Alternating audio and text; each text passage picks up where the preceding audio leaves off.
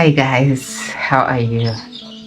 I'm so excited to be telling you about the upgrade, about the upgrade that is going on right now. A lot is happening, guys. A lot is happening, and for me not to show you this, I would feel guilty. If you are watching this video for the first time, my name is V. I'm based in the deep rurals of Zimbabwe.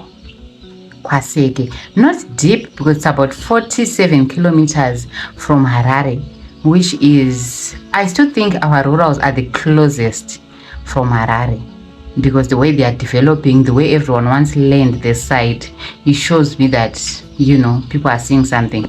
So I want to show you about the Fauran project that is going on. Oh yes.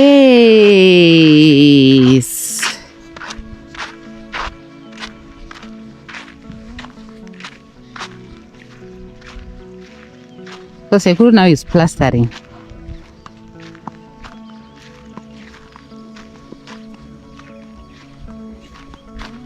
Sekuru now is finishing up. Kwaichakareba so Sekuru. Ichi ndakachiona but chitonge chawedzera nasi. Maybe nyauti padenga pavharwa. Oh, nice. Oh, ndochamitaura chakurovesa Sekuru. Ndochamamitaurira kuti makagadzira chenyu. Ndechekutsindira. Oh, inonzi rama. Iripo pamba. Ndarajo walipo. Amatola bunduku mutu.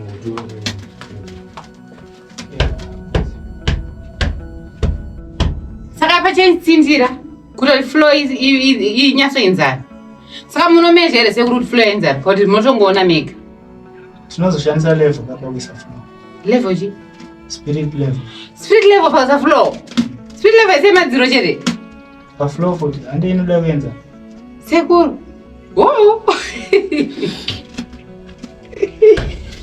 Kuenza. Skafana ushandisa simba rako rese.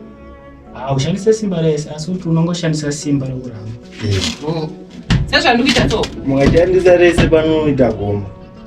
Oh, alright. Amuna mchirama kuti pasazofamba kana zvazonzi pazodiya apa chafamba basi. Alright. Sasa ndosa mnemita so. Alright. Sasa mngorota hapana kuinzana mnaita si? Mnoedzera mamwako. Oh.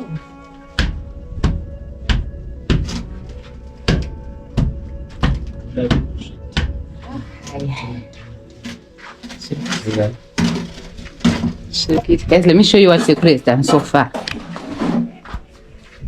This is where we are now. Guys, this is, like I told you before, that this is bigger than my house. This is bigger than the mansion. That is the mansion there. You see, it's actually bigger than the mansion. So far, Sekuru has put this and also this fence. Wow. Oh, saka Sekuru papa maiti manikina tokono manikina maito tawande kudarika zvakaita izvi. Masimbi. Alright. Saka takazontaona mari kumberi ko dzinowedzereka. Oh, okay. Oh, dzenza kuweredherwa here. Oh, okay. Oh, this is nice. Ah, this is what Sekuru has done. So, oh, all right. Hii ndio kaka ya Sekuru. Ndaona zvaitaka kusiyana mchana. Oh, nice. Iyi yakaitaka kusimba iyi.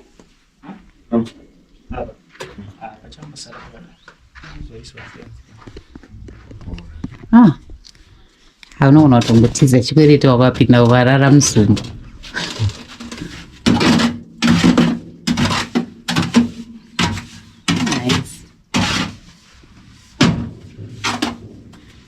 Apple plaster transfer taingoisa umo Sekuru. Taingoisa umo. Tochinjanisa. Manje ana azopindirwa nezviumbu. Zvumba chichocho? Oh, zvinokonzerwa nei?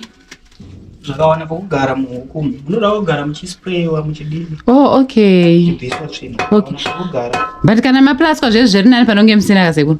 Apo kana maplastwa. Kana mukaplaswa kugara. Oh, alright. Unoona kuti masprayer mumezi. Dzinonoramba dzirimo mune. Ko dzenza kapinda umu. Oh, okay. Alright. Zviri kufamba sekuru. Zviri kufamba. Sadza raibva sekundo kumbura kupakurirai mudye ndisike maplastic gese ndakuda daenda kunenge rinonzwi chi? Ndakuda dema kunetwork. Guys, later on I'll give you a breakdown of how much this costed me.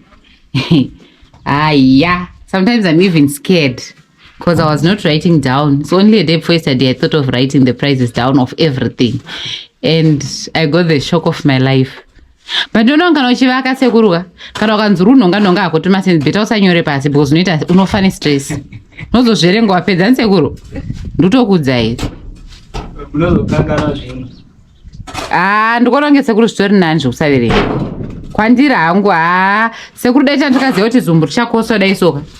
Pafiya zvakwamwari chaizvoka. Sekuru pakotesheri yamakandipa yaya. Dai makatodza kuti zumbu richakosa so tikadai tikamboita zumbu. Tikadai tikatogosimudza zimba redu kawani. Nonzi kicheni redu kawani. Huku. Yeah, dzaimbogara mumba, dzaimbojegera dzai mumba. Ndozvine zviripo wangu. Chinowanika munhu achinegedze. Chinoruma kuti munhu? Senhata manje. Oh. Itu tsvekeke. Nenhata dzari dzimwe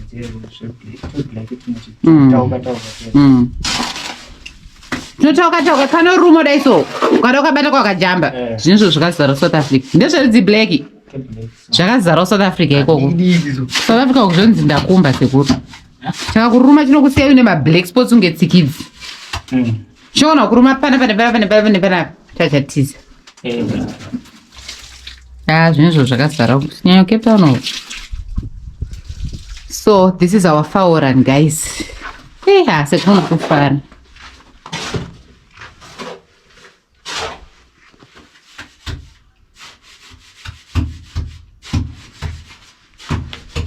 Muzvacho sekuru anenge achitongogadzira vega. Gaipa. Pane maturusi panobva, guys. If you want to hire this one, sekuru haisa chimari. Vari sekuru. Podo vazuva. Ayo takutohaisa. Kana ladha. Takuhaisa ladha. Tade madrum, tade ichichi. So business is growing seguro.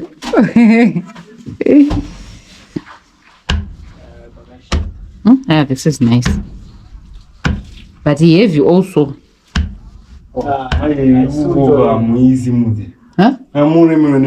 Seriously? Rama inofana kutoti irema. Rama inofana kutorema. Because inofana kurama. Kungosimudza mbishana chete. Oh, bye. Oh, I think ambochona ma-construction companies sekuru, ma-companies mahombaya. Chachicha magetsi, munhu anenge angobata daiso chiri achita achidzokera mashure sokora chichienda mberi. Oh, alright. Kushandisa manual. Oh, alright. Zibva racho nobva raita kunge rinodyiwa kudaro. Kudya? Unoswerawo mumadhumbu. Asi ndinda isingasekera isina basa. Amurodza uchiwa apa sekuru. Ndinokuita soba. Simende haisekera isina basa. Ati chinja ndakaona chinotodya simende iyoyo. Nguruve. Simende? Inodya zvaoma zvimadziro. Oh, alright. But still simende inenge iripo asichinje chinhu. Inga power yacho inenge yapera. Kwete iri powder. Iri powder kanyama makumbo chake ukatsika pasimende. Ichiri nyoro yadaiso. Woidya, woita musara. unoita ndakazviona pane musi atikainotenga simeni sekuti mamusipo takangonoibata nemaoko so vandongoti dhastiri ndakati ndagara kudai so ndakanzwa maoko angu ndakambonzwa maoko achipisa ina ndauziva kuti chii chiri kuitika andazoti simendi tokeduta but eya pakaipa zvinozowanika musimende aiwa ndainogadzirwa nesimende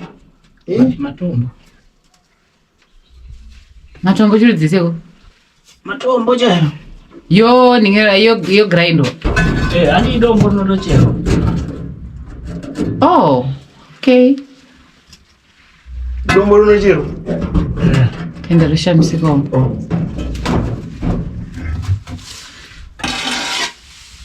kana vachizosanganisa zvavo nemakemikal chichiri vanozvisanganisa kamunhuwerero kaunga inoita so aiwa akani zvangofanana nacrom chichichi sekunda unopakura hani nzara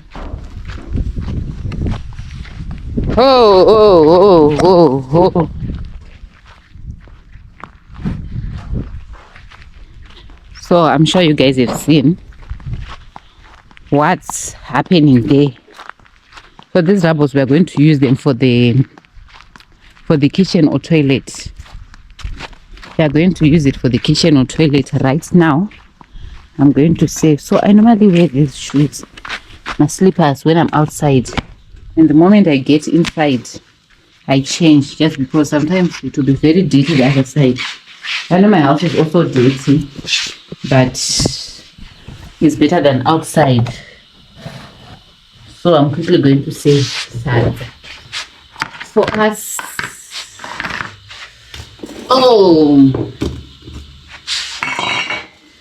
I just finished cooking it now, and then I put guys, my apologies, I'm just doing this quickly because I want to write somewhere. So I'm not going to do that kubaka sadza, please, not now. I know some will come for me and say no, we were supposed to baka like a lady, but not now, not now.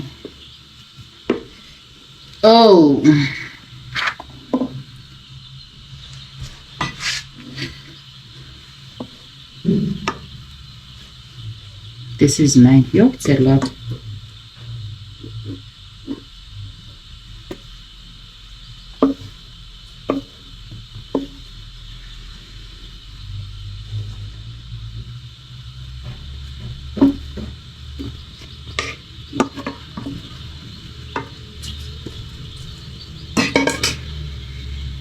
And I'm hearing a sound outside for a car that is bringing bricks.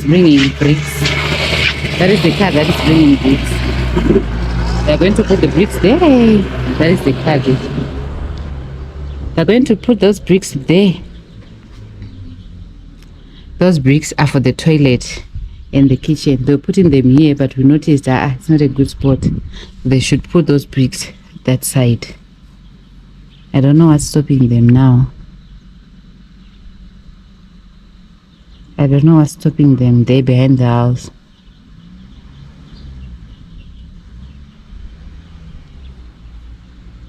That is what is happening now.